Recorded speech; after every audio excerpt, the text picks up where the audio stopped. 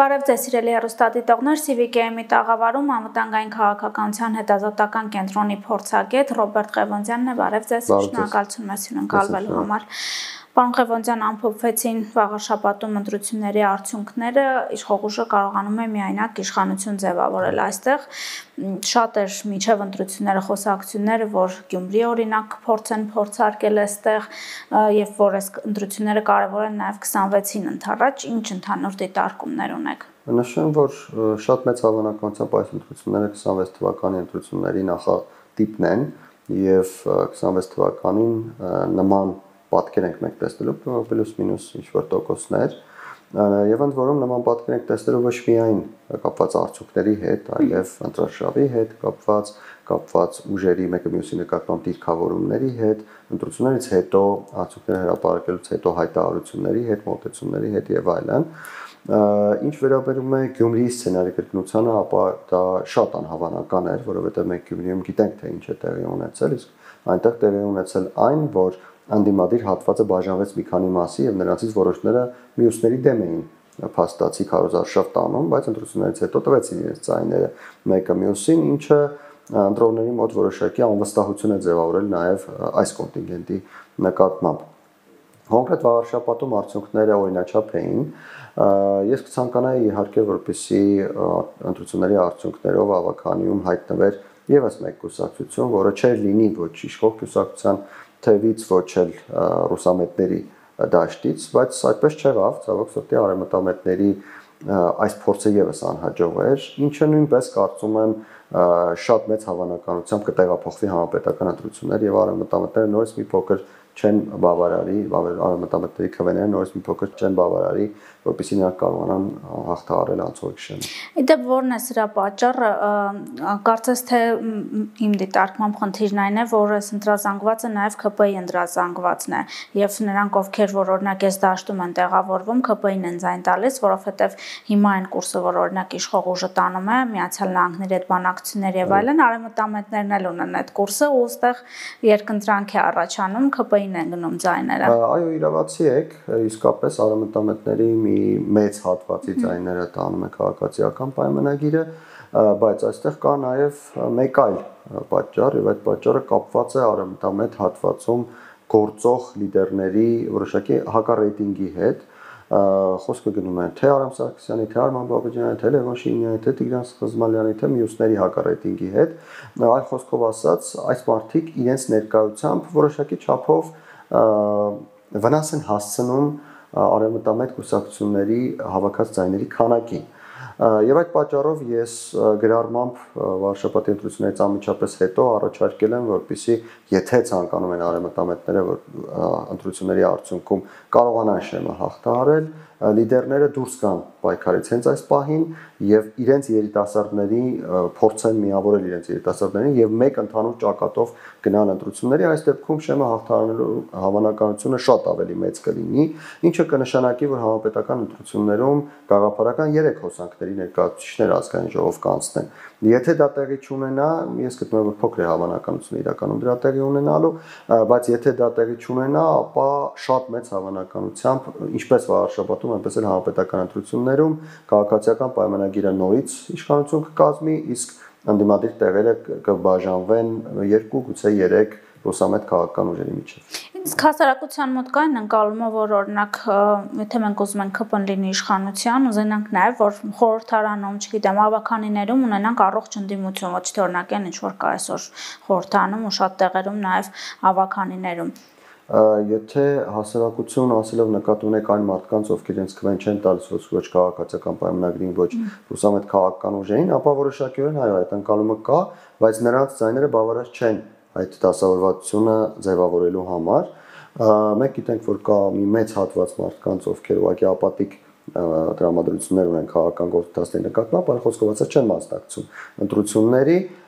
եւ սա այսպես է ոչ միայն Հայաստանում, ժողովրդավարական բոլոր երկրներում 50-60%-ը համարվում է նորմալ մասնակցություն, մեզ մոտ 40-ից փոքր ավելի եղավ, եթե չեմ սխալվում, 2021 թվականին, ինչը նորմալի մեջ էր էլի, բայց նորմալի նվազագույն շեմի տարածքում լավ կլինի, որպեսզի այս ընտրություններին ավելի ակտիվ լինեն քաղաքացիները։ Եթե այդ ակտիվությունը լինի, ապա որոշակի շանսեր գուցե այլ քաղաքական ուժերը ունենան, բայց իմ կանխատեսումն այն է, որ նորից մասնակցությունը լինելու է մոտավորապես նորմայի սահմաններում, գուցե փոքր ավելի քան 2021-ը, բայց նորմայի սահմաններում, ինչը ենթադրում է, որ ազգային ժողովի կոնյունկտուրան նորից չի փոխվել։ Այն որ օրինակ պրոքոչարանական ուժերը օրինակ երկրորդ տեղը զբաղեցրած տեխնատուն բացահայտ հայտարարեց, որ Լևոն Քոչարյանն իր ընկերն է, գալիս է շտաբ, դաշնակցություններ նրան աջակցում, այսինքն այս ուժերը, որոնք որ օրինակ ունեն ակնհայտ ռուսամետ կողմնորոշում, փաստորեն կարողանում են դեռ պահել իրենց դիրքերը, մոտ 10,000 քվ է ստացել օրինակ երկրորդ ուժի տեխնատուն, սա օրինակ ձեր կարծիքով խնդիր չէ։ Նա ինչ առումով է խնդիր։ Այն առումով, որ այս գաղափարները Հայաստանում որոշակիորեն տարածում ունեն։ Այն, որ Հայաստանի Հանրապետությունում կա մի ստվար զանգված, որը իհարկե այնքան չէ, որպեսզի կարողանա Հայաստանի Հանրապետությունում իշխանություն փոխել, բայց այնքան է, որ ընդդիմությունը, արմատական ընդդիմությունը կամ ինստիտուցիոնալ ընդդիմությունը իրենք ձևավորեն, դա հայտնի է վաղուց եւ դա ոչինչ չի փոխվել այս առումով վերջին տարիների ընթացքում։ Ցավոք սրտի կարող էր փոխվել, եթե նույն արևմտամետները այլ քաղաքականություն որդեգրեին եւ 3-4 տարի առաջ արդեն պատրաստվեն 2026 թվականի ընտրություններին, բայց Հայաստանի քաղաքական դաշտում ցավոք սրտի ընդ որում շատերի մոտ, ոչ միայն արևմտամետների մոտ, շատերի մոտ կա այդ գործելու ոճը, այսպես ասենք, որ նրանք 1-2 տարուց ավելի ոչինչ չեն պլանավորում, իսկ 1-2 տարվա ընթացքում հնարավոր չէ պլանավորել եւ դիրք զբաղեցնել, գոնե փոխել այն կոնյունկտուրան, որը գոյություն ունի եւ այս առումով ես կարծում եմ այս պահին որևէ մի գաղափարական հոսանք, որևէ մի քաղաքական ուժ որտեղից էլ եւ ինչպես էլ նա ներկայանա հնարավորություն չունի երկրորդ տեղի համար մրցակցել ձեր նշած գաղափարական հոսանքի ներկայացուցիչների հետ եւ երկրորդ տեղը նրանք այսպես թե այնպես վերցնելու են։ Խնդիրը հետեւյալն է, արդյոք հատկապես ինչու եմ արևմտամետներին նշում, որովհետեւ արևմտամետները կարծես թե քանակով եւ իրենց ակտիվությամբ երրորդն են քաղաքական դաշտում։ Հայաստանի Հանրապետության տեսակետից, պետականության տեսակետից խնդիրը հետեւյալն է, արդյոք արևմտամետները գոնե հիմա կսկսեն նախապատրաստվել 2031 թվականի հերթական ընտրություններին, որովհետև եթե ոչ, եթե ամեն ինչ գնա այնպես ինչպես կա, մենք նույն իրավիճակը ունենալու ենք 5 տարի հետո, 6 տարի հետո, բայց 5 տարի հետո, ընդ որում ես սրա մասին ասել եմ 2021 թվականին, ես սրա մասին ասել եմ 2023 թվականին, անձնական հանդիպումներում հանրային իմ խոսքում, որ պետք է այսօրվանից պատրաստվել 2026 թվականին այս ՔՊ ռուսամետներ կոնյունկտուրան փոխելու։ Հարցը այն չէ, քաղաքացիական պայմանագիրը կկարողանար 2026 թվականին հավակնել իշխանության թե չէ, տեսեք, մենք փաստացի հիմա պետք է ամրագրենք, որ այո, քաղաքացիական պայմանագիրը հավակնում է իշխանություն դառնալու եւ ամենամեծ հավանականությունը իրադարձությունները հենց այն են, որ նրանք կարողանան նորից կազմել իշխանություն։ Խնդիրը միայնակ կարողանան այո կազմել իշխանություն։ Խնդիրը մեկ այլ բանում է, արդյոք հնարավոր կլինի փոխել ազգային ժողովի կոնյունկտուրան։ Այնպես անել, որ օրինակ քաղաքացիական պայմանագիրը իշխանություն կազմի կոալիցիոն հնարավորություններով, կոալիցիայի միջոցով, կամ այնպես անել, որ երկրորդ տեղում գտնվող քաղաքական ուժը հայտնվի երրորդ տեղում եւ մեկ այլ գաղափարական հոսանք նկատի ունեմ կարողանա երկրորդ տեղը գրավել, կամ այնպես անել, որ եթե քաղաքացիական պայմանագիրը եւ ռուսամետները կարողանում են նորից ստանալ այն քվեները, որ ստացան 2021-ին, գոնե այլ գաղափարական հոսանքի ներկայացուցիչ եւս հայտնվի ազգային ժողովում։ Սրա մասին է պետք մտածել։ Ցավոք սրտի, ինչպես ասացի, Հայաստանի քաղաքական դաշտում կան մարդիկ, կան քաղաքական ուժեր ամբողջական, որոնք ընտրություններից 1-2 տարի առաջ հայտարարում են, որ իրենք գնում են իշխանություն վերցնելու, բայց իրական քաղաքական գործընթացները այդպիսի հնարավորություն իրենց չեն տալիս, եւ ես նույնիսկ նշեմ, որ նմանատիպ որոշ քաղաքական ուժերի ներկայացուցիչներ բացարձակապես չեն ցանկանում շեմ հաղթահարել։ Իրենք հայտարարում են կամ ամեն ինչ կամ ոչինչ, դասական դարձած այդ մոտեցումը, մենք գնում ենք կամ իշխանություն վերցնենք, եթե իշխանություն չենք վերցնելու, մեզ այդ 5%-ը պետք չի։ Նմանատիպ քաղաքական ուժեր կան։ Իսկ իշխանություն վերցնելու համար դու պետք է առաջին հերթին այդ 5%-ը կարողանաս հաղթահարել։ Մայրաթորի մասին եմ ուզում հարցնել, որովհետև վաղաշաբաթում ընտրությունները որոշակիորեն խորհրդանշական էին եւ վարչապետն էլ իր գրառման մեջ ակնարկել էր, ինչ զարգացումներ են կանխատեսելի, փաստորեն ստացվում է, որ հենց վաղաշաբաթում օրինակ իշխող ուժը ունի անհրաժեշտ քվեներ, ունի անհրաժեշտ աջակցություն, բայց արդյոք այն անհրաժեշտությամբ, որ հնարավոր լինի օրինակ հեռացնել կաթողիկոսին։ Այն, որ իշխող ուժին տրված քվեները իրենցից որոշակիորեն ենթադրում են, որ քաղաքացիական պայմանագիրը ունի հավանություն նաև կաթողիկոս եւ իշխանության որոշ ներկայացուցիչներ հակասությունում վարշապատում ունի որոշակի աջակցություն, դա ակնհայտ է, այո, իսկապես, որովհետեւ ընտրությունների ընթացքում թե քաղաքացիական պայմանագրի կողմից, թե նաև ընդդիմադիր ուժերի կողմից այս հարցի վերաբերյալ որոշակի խոսույթ տարածվել է եւ այդ հարցի վերաբերյալ դիրքորոշումները հայտնի են եղել վարշապատցիներին եւ նրանք այդ դիրքորոշմանը համաձայն լինելով են գնացել եւ նման քվեարկություն կատարել, բայց ենթադրել, որ սա նշանակում է, որ քաղաքացիական պայմանագիրը կարող է այս մարդկանց օգտագործել այդ գործընթացում, օգտագործելի ամենալավ իմաստով, օրինակ հայտարարել հանրահավաք եւ այս մարդիկ, ովքեր քվեարկել են կգան կմասնակցեն, մի փոքր ես կասկածում եմ, որովհետեւ ոչ բոլորն են, ովքեր գնան եւ քվե կտան քաղաքական ուժին, հետագայում ակտիվ գործողություն կիրականացնեն այդ քաղաքական ուժի օրակարգը իրացնելու կոնկրետ կաթողիկոսին հեռացնելու հարցում։ Մյուս կողմից անհրաժեշտ է նկատել, որ քաղաքացիական պայմանագիրը փաստացի վարշապատ համայնքում ստացել է իր գործողություններին հավանություն նաև կաթողիկոսի հեռացման հարցում եւ եթե ես լինեի քաղաքացիական պայմանագիր կուսակցությունը որոշում կայացնողների շարքում, ապա այդ օրակարգը շարունակեի եւ կփորձեի իրականացնել մինչեւ օրինակ 2026 թվականի ընտրությունը։ Հենց այդ մասով ձեր կարծիքով սա ազդեցություն կունենա 26 թվականի արդյունքների վրա, որովհետեւ օրինակ մի բան է, որ դու հայտարարում ես, վարչապետը հայտարարում է, որ պետք է հեռանա Կտրիչ Ներսիսյանը ու հասնում է դրան, մի բան է, որ հայտարարում է, բայց դա հնարավոր չի դառնում։ Ես կարծում եմ դեռ ունենք մոտավորապես 6 ամիս ժամանակահատված եւ այդ 6 ամիսների ընթացքում ամեն ինչ հնարավոր է, առավել եւս որ մենք տեսնում ենք, որ եկեղեցու ներսում արդեն ճակեր կան եւ ոչ բոլոր հոգեվորականներն են, որ համաձայն են Գարեգին II-ի վարած քաղաքականության հետ, ինչը նշանակում է մեկ բան, որ իշխանության ներկայացուցիչները զուտ ելնելով իրենց քաղաքական դիրքորոշումից եւ իրենց շահերից, այսպես ասենք, որպես քաղաքական ուժ, բացարձակապես դա չհակադրելով որևէ բանի հետ,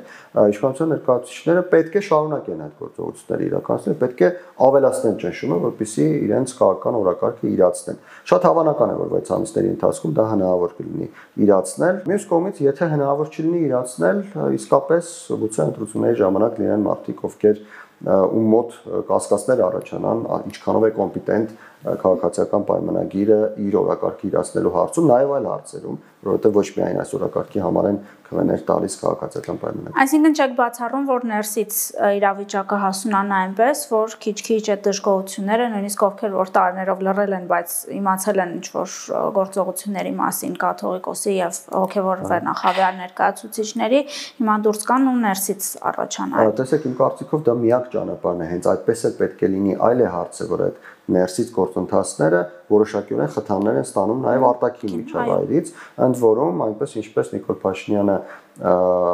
որոշակի ազդեցություն է ունենում որպես հայ առաքելական եկեղեցու հետևորդ, նույն կերպ ցանկացած հայ առաքելական եկեղեցու հետևորդ կարող է ազդեցություն ունենալ, հայտարարություններ անել ամենևին չօգտագործելով օրինակ իշխանության լծակները, ինչը համադրորեն իհարկե հնարավորություն չկա օգտագործելու։ Ես կցանկանայի մի զուգահեռ անցկացնել, օրինակ ես որպես ֆուտբոլի երկրպագու շատ կցանկանայի, որպեսզի Նիկոլ Փաշինյանը որպես ֆուտբոլի երկրպագու, ոչ որպես վարչապետ, միանար Հայաստանի երկրպագուների կոչին, խնդրանքին եւ ինքը եւս բացառապես միայն որպես ֆուտբոլի երկրպագու պահանջեր ֆուտբոլի ֆեդերացիայի ներկա ղեկավարության հրաժարականը, որովհետեւ նրանք տապալել են ամեն ինչ, ինչը հնարավոր էր տապալել։ Այսինքն այն կետերում, որտեղ որ կան դժգոհություններ, իշխանությունը փորձի ընթառաջել սա որոշակիորեն նաև արկանիշային բան կավելացնի։ Դուք մի օրինակ բերեցիք, բայց տարբեր կան այդպիսի։ Իհարկե դա որոշակիորեն ազդելու է մարդկանց տրամադրության վրա ընտրությունների ժամանակ։ Պարոն Ղևոնդյան, դուք խոսեցիք ընդդիմության մասին, ռուսական կողմնորոշում ունեցող ընդդիմության, որը հավանաբար երկրորդ տեղը կունենա առաջիկա խորհրդանում, բայց այդ ընդդիմությունը մի ուժից չի բաղկացած։ Մենք ունենք Ռոբերտ Քոչարյան, ունենք մեր ձևով շարժում, որը առայժմ չի ձևավորվել որպես կուսակցություն, բայց հավակնում է, այնտեղ Սերժ Սարգսյանը կա նաև հիմա խորհրդանում պատիվ ունի մի գլխավորությամբ։ Մենք սա մի ճակատով դիտարկենք ձեր կարծիքով, թե տեսեք, կա մի այսպիսի ռեսուրս, որը էականորեն փոխում է հարաբերակցությունը եւ այդ ռեսուրսը Ռուսաստանի աջակցությունն է։ Ռուսաստանի իշխող շրջանակների աջակցությունը, որովհետեւ կարող են տարբեր շերտեր, տարբեր ուժերի աջակցել, բայց իշխող շրջանակները սովորաբար մեկ ընդհանուր ճակատի են իրենց հիմնական աջակցությունը տրամադրում։ Ըստ ամենայնի այդ ճակատը լինելու է հենց մեր ձևով շարժումը, որի մասին դուք ասացիք, բայց մեր ձևով շարժումը ունի ռեսուրսների խնդիր Հայաստանի Հանրապետությունում եւ այդ ռեսուրսները դա մարդիկ են։ Գումարների խնդիր չունեն, որոշակի աջակցության խնդիր դրսից չունեն, որովհետեւ ինչպես ասացինք Ռուսաստանը աջակցելու է, բայց մարդկանց խնդիր ունեն։ Այդ մարդիկ այն մարդիկ չեն, ովքեր քվե են տալու, այդ մարդիկ այն մարդիկ են, ովքեր պետք է ապահովեն այդ քվեները իրենց ակտիվությամբ, իրենց գործունեությամբ, իրենց հանրային որոշակի գործողություններով եւ այլն, փաստաբաններ, կամավորներ, մարդիկ, ովքեր ունեն հանրային հեղինակություն, լրագրողներ եւ այլն եւ այլն։ Այդ ռեսուրսը Հայաստանի Հանրապետությունում ունեն բավարար ծավալով երկու քաղաքական դերակատարների հետևորդներ։ Դա Ռոբերտ Քոչարյանի թիմն է, որը ունի այդ ռեսուրսը, եւ Սերժ Սարգսյանի թիմն է, որը ունի այդ ռեսուրսը։ Եվ սա նշանակում է մեկ բան, որ մեր ձևով շարժումը պետք է կլանի կամ սա կամ նա։ Գուցե ոչ ամբողջությամբ, գուցե ոչ հանրային ձևով, բայց այդ մարդկանց պետք է ներքաշելու հնարավորությունները բացատրում են եւ ներկայացնելու հավանականություն բացատրում են նրանով, որ այդ մարդիկ հիմնականում եղել են Ռոբերտ Քոչարյանի թիմում կամ Սերժ Սարգսյանի թիմում, նրա համար, որովհետեւ գաղափարապես մի կողմ դնենք ֆինանսական շահավետությունը եւ այլն իհարկե դրանք էլ կան, բայց առաջինը գաղափարապես Ռոբերտ Քոչարյանը եւ Սերժ Սարգսյանը եւ նրանց թիմերը ունեցել են որոշակի մոտեցումներ, այդ որոշակի մոտեցումները կապված են Ռուսաստանի հետ։ Հիմա Ռուսաստանը, ինչպես ասացինք, այդ մոտեցումները, այդ ճակատը ձևավորվում է մեր ձևով շարժման շրջանակներում եւ այդ մարդիկ այսպես թե այնպես համալրելու են մեր ձևով շարժումը եւ դա մենք տեսնում ենք։ Կան մարդիկ, օրինակ փաստաբան Վարդևանյան, որը արդեն դուրս է եկել այն մի թիմից եւ այս մի թիմում է։ Սա նշանակում է մեկ բան, որ Ռոբերտ Քոչարյանը եւ Սերժ Սարգսյանը որևէ մեկը նրանցից եւ ասել է Ռոբերտ Քոչարյանը Սերժ Սարգսյանը անհատների նկատի ունենք ուժերը։ Թիմերը, այո։ Թիմերը, նրանցից որևէ մեկը ներգրավելու է կամ ձուլվելու է այս մեր ձևով շարժման շրջանակներում, որովհետեւ մեր ձևով շարժումը կարողանա իր գործողությունները իրականացնել։ Ինչը նշանակում է, որ սա լինելու է շատ հզոր մի ուժ, որը ակնհայտորեն երկրորդ տեղը վերցնելու է։ Հզոր ուժ ընդդիմադիր շրջանակներում։ Մյուս քաղաքական ուժը, որը այս երկուսից Քոչարյան Սերժ Սարգսյան թիմերից, որը չի ձուլվի մեր ձևով շարժման մեջ, հետ կմնա այս պայքարում եւ կհավաքվի լինել երրորդը ռուսամետ քաղաքական ուժերից։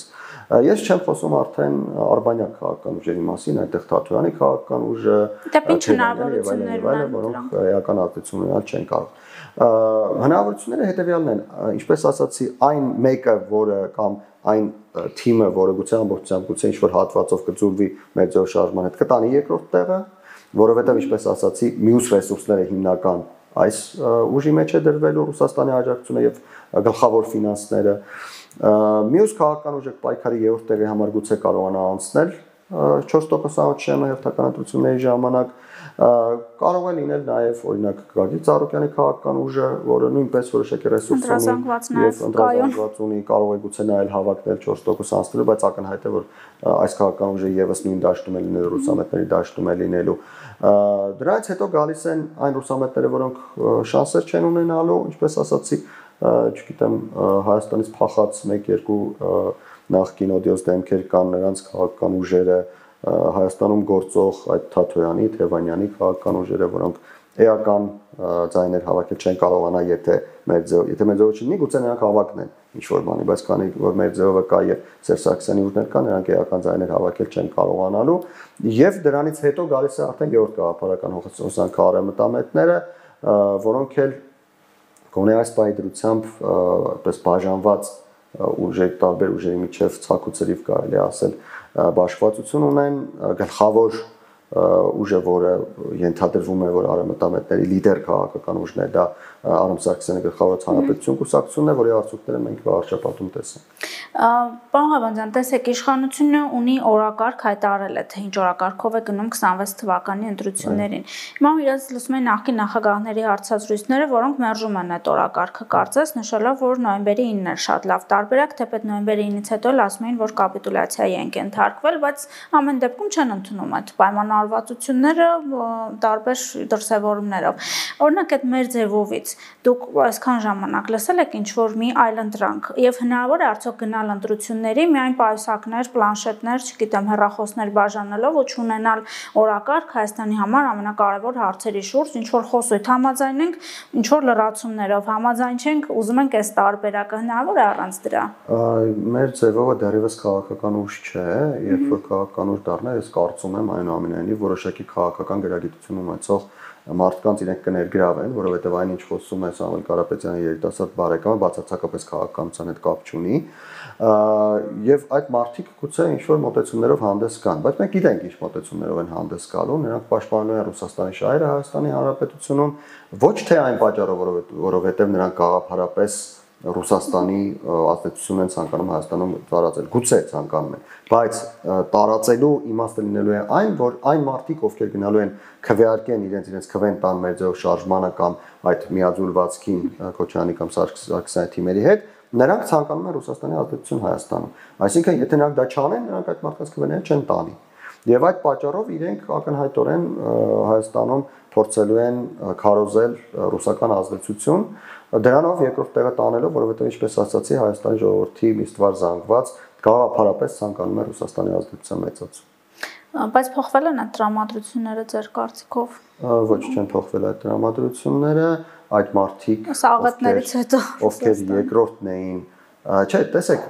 կոնկրետ այդ հատվածի համար, ես խոսում եմ սովորական մարդկանց մասին, կոնկրետ այդ հատվածի համար աղետների պատճառը Ռուսաստանից Հայաստանի հեռանալն է։ Նրանք գտնում են, որ ինչքան մենք հեռանում ենք Ռուսաստանից, այնքան աղետները շարունակվելու են։ Վերադառնանք Ռուսաստանի դաշտ, գուցե մի օր էլ իրենց կարծիքով բախներս բերի դառնանք Ռուսաստանի մաս, աղետները կվերջանան։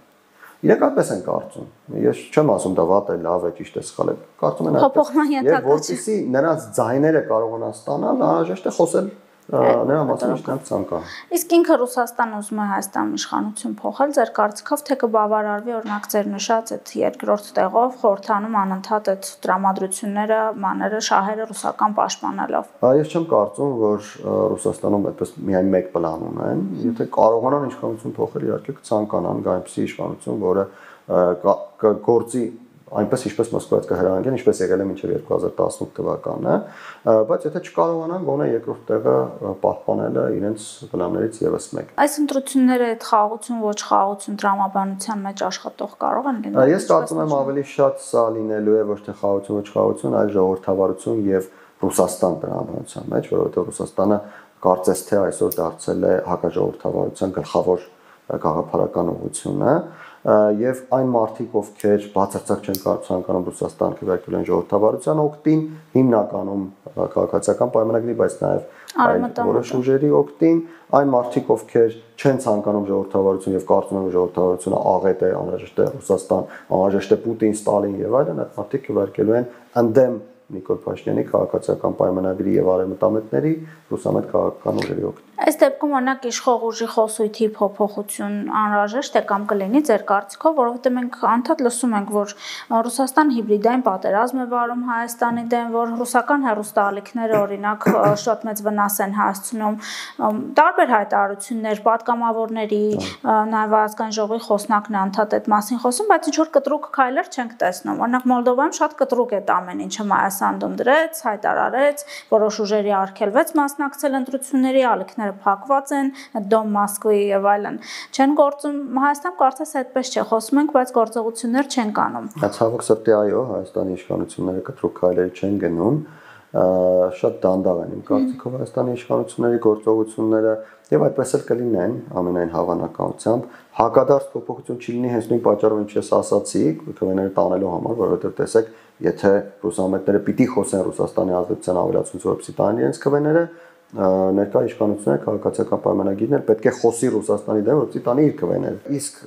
ավելի խորացում, ավելի մեծ գործողությունների իրականացումն էլ աշխարհակաղակական նկատառումներով հավանաբար իշխանությունները գտնում են, որ նպատակահարմար չէ, բայց լավ կլիներ այդ հարցը տայիք իշխանության ներկայացուցիչներին։ Շնորհակալություն, պարոն Ղևոնդյան, հիշեցնեմ իմ հյուրը անվտանգային քաղաքականության հետազոտական կենտրոնի փորձագետ Ռոբերտ Ղևոնդյանն էր, կհանդիպենք։